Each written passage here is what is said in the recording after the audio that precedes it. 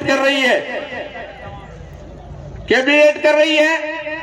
2 दिन चिंतन करेगी। चिंतन इस बात के लिए नहीं करेगी कि किसान और गांव को बिजली नहीं मिल रही है। चिंतन इस बात के लिए करेगी क्या लूट वाली कुर्सी क्यों बरकरार रह जाए। हाँ, पढ़ा होगा आपने, अभी सुबह सुबह कैबिनेट की मीटिंग कर रहे हैं, फिर 2 दिन चिंतन करेंगे जयपुर में बैठ करके। इस बात के लिए चिंता नहीं करेंगे कि ठीक 4 साल पहले किसान से, राजस्थान के किसान से वायदा किया था कि हम अगर सरकार में आए तो सभी किसानों का 10 दिन में संपूर्ण कर्जा माफ करेंगे। लेकिन हम कहना चाहते हैं ये लड़ाई लड़ेंगे और सरकार को इस बात के लिए बाध्य करेंगे। आपने वायदा किया तो उसको पूरा करो।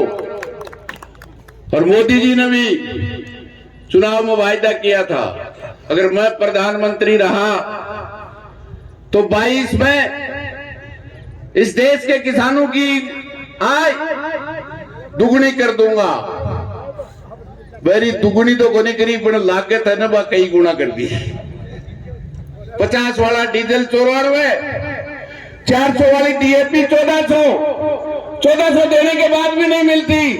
अब यूरिया की जरूरत है, यूरिया नहीं मिलती। खैर नैनो ले जाओ, नैनो ले जाओ 250 को और छिड़कवा का 600 रुपया दे दो। सिलेंडर में बहन बैठी है, भला बढ़ी हुई महंगाई। अच्छे दिन आएंगे, 400 में मिलतो मोदी जी आए नड़े, अब कितना मिला है 1100। अच्छे दिन आए, अच्छे दिन आए मोदी जी का। वो 15 लाख भी 400 वाला सिलेंडर 1100 में, 400 वाली डीएपी 1400 में, फिर भी नकली। ये सब हिसाब ये किसान करेगा, लेकिन करेगा जब गांव गांव में हर किसान के बीच में ये बात लेके जाओगे। वरना किसान बोलो बोल रहे, बहुत तरह तरह के अफवाहें, तरह तरह के नारे देकर आज 75 साल की आजादी में इन किसानों को ही लूटा है। किसान कर्जा इनकी नीतियों से जो कर्जदार हुआ, अखिल भारतीय किसान सभा ने कहा कर्जा माफ करो। किसान का कर्जा तो लड़के तो कर दिया तो बात अलग है, बाकी नहीं करते। अभी लोकसभा चली है, एक सांसद ने सवाल पूछा, मोदी जी बताइए 5 साल में आपने बड़ी बड़ी कंपनियों का कितना कर्जा माफ किया है। उसकी वित्त मंत्री सीतारमण ने उत्तर दिया 10 लाख करोड़ रुपया। कितने लोगों का? 120 लोगों का। 120 लोगों का। अंबानी, अडानी, टाटा, बिरला जो देश छोड़ के भाग गया, विजय माल्या, उनका 120 लोगों का 10 लाख करोड़ रुपया माफ कर दिया। और इस देश के किसान का तमाम जो केसीसी है पूरे देश में, वो है 15 लाख करोड़। लेकिन क्या कहती है सरकार? सरकार कहती है अगर किसान का कर्जा माफ कर देंगे तो देश कंगाल हो जाएगा।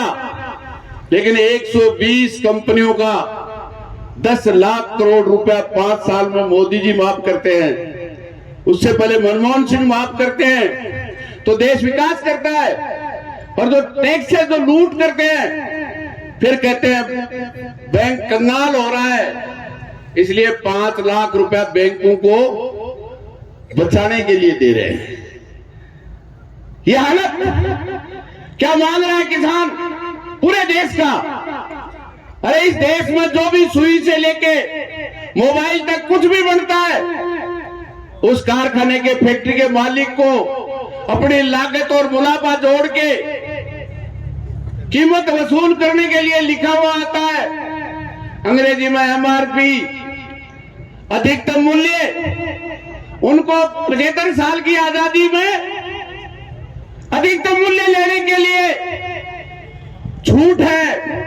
और किसान जो रोटी जैसी चीज पैदा करता है उसका न्यूनतम समर्थन मूल्य कागज में नहीं कानून में दे दो। यही मोदी 2011 में गुजरात का मुख्यमंत्री की हैसियत से मनमोहन सिंह को चिट्ठी लिखता है, यह एमएसपी कागज में नहीं कानून में होना चाहिए। 2015 में 14 में कहता था मैं एमएसपी की स्वामीनाथन की रिपोर्ट लागू करूंगा।